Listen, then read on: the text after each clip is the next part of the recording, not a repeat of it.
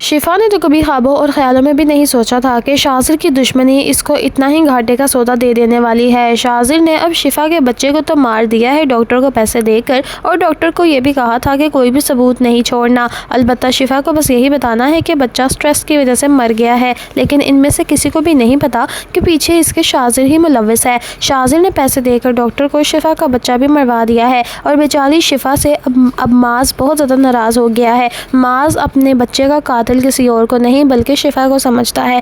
कहता है कि तुम्हें मैंने मना भी किया था कि अपना ख्याल रखना और वक्त पर दवा लेना, ना तुमने दवाई खाई ना तुमने अपने आप को स्ट्रेस फ्री किया। मेरा बच्चा मारकर तुम्हें क्या मिल गया? जिस पर शिफा हैरान और हक्की बक्की रह जाती है। कहती है कि माज तुम ये कैसी बातें कर रहे हो? तुम तो ऐसे कह रहे हो जैसे बच्चा अकेले तुम्हारे का था। मेरा बच्चा नहीं था क्या वो? क्या मुझे अपने बच्चे के मरने का दुख नहीं और क्या मुझे कोई अफसोस नहीं? बजाय इसके कि तुम मुझे दिलासे दो और मुझे तसल्ली दो कि कुछ नहीं होता, हमारा बेबी दोबारा आ जाएगा, तुम मुझे ये बातें सुना रहे हो। जिस पर माज कहता है कि बस कर दो शिफा, मैं घर में 2 घड़ी आ ही जाता हूँ ऑफिस से थका हारा, आकर तुम्हारी बकबक ख़त्म ही नहीं होती। जब देखो तुमने मेरा दर्द सर लगा कर रखा हुआ है, दिल करता है कि मैं मर ही जाऊँ। जिस पर शिफा कहती है कि तुम क्यों मरोगे? मरूंगी तो मैं ना। जिस तरह से तुम लोग मेरे साथ कर रहे हो मैं कभी सोच भी नहीं सकती थी। पूरा दिन नुज़रत फूफो मुझे जली कड़ी बातें सुनाती रहती है। दूसरी तरफ जब थोड़ी सी फ्री हो जाती हूँ तो नरमीन आकर मुझे शाजिर नामा सुनाने लग जाती है और ये कहती है कि मैं शाजिर से दूर रहूं। आखिरकार मैं क्या करूं? तुम लोगों ने मुझे समझ क्या लिया है?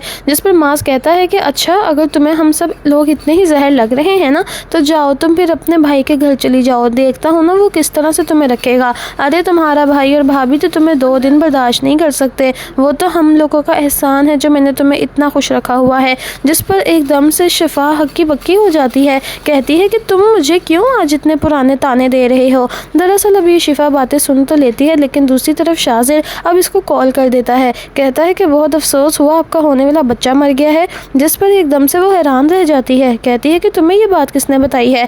जिस पर शाजिर कहता है मैंने कहा था ना, मेरी दुश्मनी मोल मत लेना, ये तो अभी पहला स्टेप था, आगे आगे देखो होता है क्या।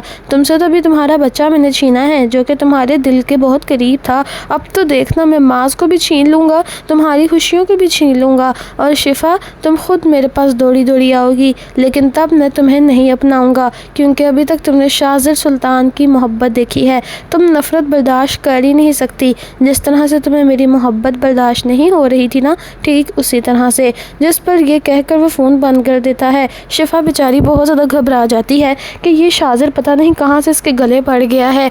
ऊपर से माज है कि माज का रवैया इसके साथ दिन ब दिन ख़राब ही होता जा रहा है।